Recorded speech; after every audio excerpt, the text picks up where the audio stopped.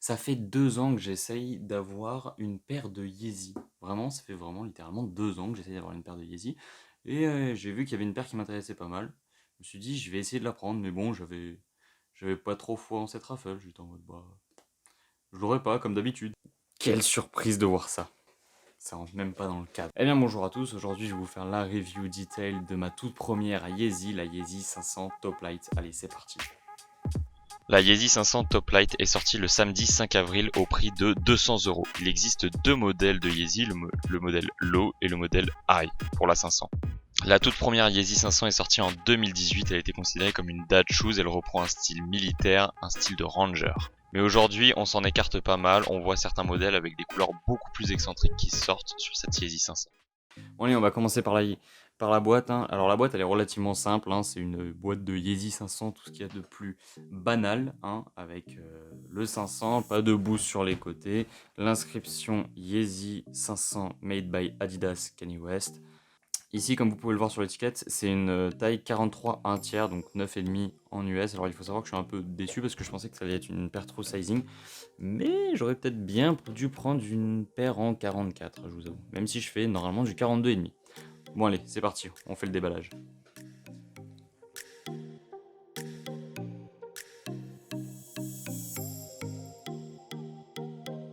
Voilà la paire après le déballage. Alors pour ce qui est de l'ouverture de la boîte, hein, c'est comme d'habitude, c'est une boîte en tiroir qui est un peu plus grosse que les paires normales de chez Adidas. On va juste garder la paire de gauche, parce que la paire de droite, il y a encore l'étiquette, hein. Voilà. Ce qu'on peut voir déjà, c'est que la paire, elle ressemble énormément à une paire qui était déjà sortie dans le même colorway, la blush. Sauf qu'ici, ce qu'on peut voir déjà, c'est que la paire, elle est beaucoup plus marron beige, tan, couleur sable. Ça fait énormément penser à un coloris militaire qui s'appelle le tan et qui, en gros, est un camouflage uni. On peut voir que sur le upper, c'est principalement du mesh, du cuir, mais aussi du suède, tandis que le lower, ça va être principalement du plastique dur ou du caoutchouc. Allez, on va regarder ça en détail. Déjà, on a l'outsole qui est une outsole un peu alvéolée avec des petites formes assez rondes partout. Ça fait énormément penser à une semelle de bottes. La midsole, c'est une midsole Adipren. C'est pas du boost. Ça fait que la paire sortait moins chère. Alors, elle sort toujours à 200 €, hein. Elle n'a pas eu de baisse de prix, mais elle sortait toujours moins chère par rapport aux 350 et aux 700, ce qui est un vraiment très bon point. On voit que le logo Adidas est principalement sur la semelle intermédiaire, on le voit ici, le logo Adidas, on le voit aussi sur la pointe, ici il est en biais. Il est intégré de manière assez jolie, mais bon, ils auraient pu faire peut-être un petit effort en plus pour l'intégrer de manière plus discrète. Ici, on peut voir le marquage Adipren, technologie de la midsole. Technologie qui reste quand même très confort, hein, pour l'avoir mis au pied. Bon, pas longtemps, mais pour l'avoir mis au pied, je vous assure qu'elle est très confort. On a ici une partie en plastique dur aussi entre la semelle et la partie supérieure de la paire. On va passer maintenant au jeu de matière. Pour ce qui est ici à l'avant, on a du suède en majorité, avec un petit peu de cuir lisse ici et le mesh juste en dessous au niveau de la toe box. On a un cuir qui est un peu plus lisse et d'ailleurs qui est un peu plus foncé que le reste du cuir au niveau de la languette. Celui-ci, il est perforé, on voit les passages de lacets par-dessus. Pareil, on voit aussi des empiècements en suède qui sont au niveau des passages de lacets. Ça donne un petit style à la paire. Ranger, un peu tout terrain, dad shoes.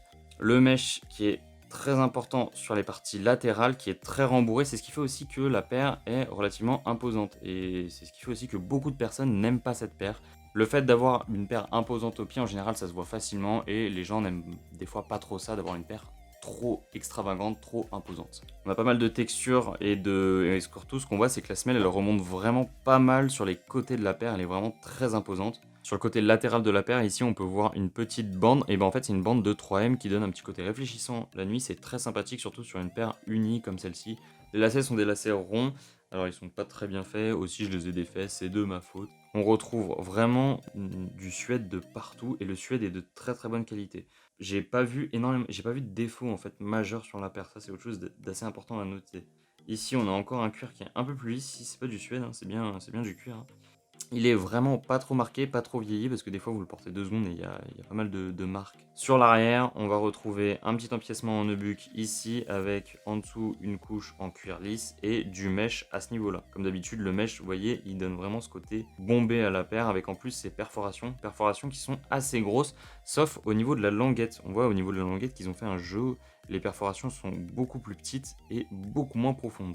Si on regarde la globalité des finitions, il est très dur de trouver des traces de colle. Par exemple, ici, j'essaie de vous montrer, mais on n'a presque aucune trace de colle entre la sole et cette partie intermédiaire. On en a peut-être quelques-unes sur les angles, comme on peut voir ici, mais rien d'anormal. Pareil sur l'avant, là où on a l'habitude de voir énormément de points de colle. Ici, vous voyez, ça brille un tout petit peu.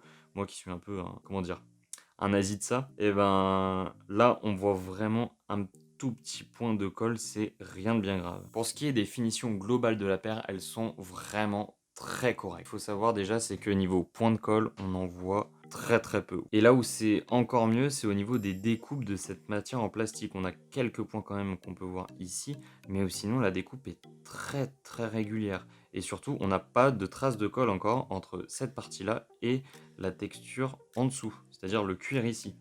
Au niveau des coutures, j'ai très peu de fils qui dépassent. Alors ici, on en a un petit, mais il vient surtout du suède. Mais sinon, sur le reste de la paire, j'ai pas dû en enlever. Il y en a peut-être un ici, là, que je viens de voir.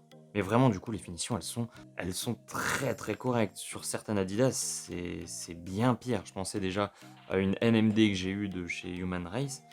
Il y avait un petit peu plus de points de colle. On voit quand même qu'elle a pris quelques pliures à ce niveau-là. Alors je ne sais pas si c'est dû à l'utilisation ou pas, mais on verra avec le temps en tout cas. C'est une pliure qui peut être désagréable pour ceux qui viennent de l'acheter et qui se disent mince, j'ai une pliure. On voit quelques traces d'injection de la semelle extérieure à ce niveau-là, un petit point ici. On a aussi un petit point là, rien de bien grave et surtout, ça c'est le genre de truc qui disparaît avec le temps, donc j'ai pas trop à me faire. Puis si vraiment genre ça vous embête, hein, un petit coup, de, hop, vous frottez un petit peu avec un petit outil, un petit truc et voilà, non, le faites pas. Le faites pas, vous allez niquer votre paire en fait. Je dis des conneries, donc il y a personne qui me suit en fait, pour le moment, parce que je dis vraiment de la merde. Si vous suivez un jour et que je deviens riche, eh ben, vous êtes gentil, voilà. Alors, j'ai rapidement pris la paire de droite, j'ai pas vu de défaut majeur. Comme sur l'autre, les finitions sont presque impeccables. Alors, je crois qu'il y a sur l'autre côté un petit fil, mais je l'ai peut-être déjà enlevé. Ah si, non, il est là. On a un petit fil de couture à ce niveau-là. Comme je vous l'ai dit, je suis très pointilleux, mais c'est pas le genre de choses, genre, c'est pas un gros fil vraiment que je trouve abject et qui me dit bon allez je renvoie la paire parce que le fil il est dégueulasse. On voit quand même qu'il y a un petit passage de lacet au niveau de la languette là, je l'ai pas noté tout à l'heure. Il y a une ficelle un peu en bois, ça fait un peu genre écolo, bon, faut pas non plus se leurrer, c'est pas si écolo que ça. Une chose que j'adore chez Yeezy, c'est que vraiment niveau finition, c'est impeccable. Par rapport à toutes mes Jordan, à chaque fois mes Jordan, j'ai une petite trace de colle qui m'embête, j'ai un petit fil qui dépasse, j'ai une usure prématurée de certaines parties. Ici, c'est pas le cas. On a vraiment une semelle qui est imposante et surtout les 500 en fait, c'est à l'inverse des 350, une paire qu'on voit pas encore énormément dans la rue. Bon, effectivement, si vous habitez sur Paname, c'est déjà une ville où vous allez voir plus de Yeezy, plus de 350, plus de 700, plus de modèles en tout genre de chez Yeezy. Et les 500, bah j'en vois pas tant que ça. Et je trouve que c'est original, c'est une paire qui est super imposante. Le boost, c'est pas un défaut pour moi que ça manque, mais je trouve qu'en termes de maintien du pied, elle est bien meilleure que la NMD que j'ai de chez Human Race qui est en Prime Knit. Le Prime Knit, c'est la même matière que la 350 V2. Vraiment, si je peux vous conseiller une paire qui fait que vous allez vous démarquer, même en restant chez Yeezy, et que vous voulez surtout un truc de luxe, parce qu'il faut se dire, c'est des paires quand même qui valent 200 €, il faut pas l'oublier. 200 €, c'est un prix et c'est énorme. Ouais, c'est pas beaucoup. C'est 200 €, c'est énorme pour une paire, il faut pas non plus abuser. Et voilà, cette review elle touche à sa fin. J'espère qu'elle vous aura plu et qu'elle vous aura permis de découvrir une nouvelle paire ou alors d'avoir un nouveau point de vue sur cette Yeezy 500. En tout cas, si vous avez aimé la vidéo, n'hésitez pas à mettre un thumbs up et surtout n'hésitez pas à discuter dans les commentaires, à envoyer des commentaires. En général, je réponds assez rapidement et je vous dis à bientôt.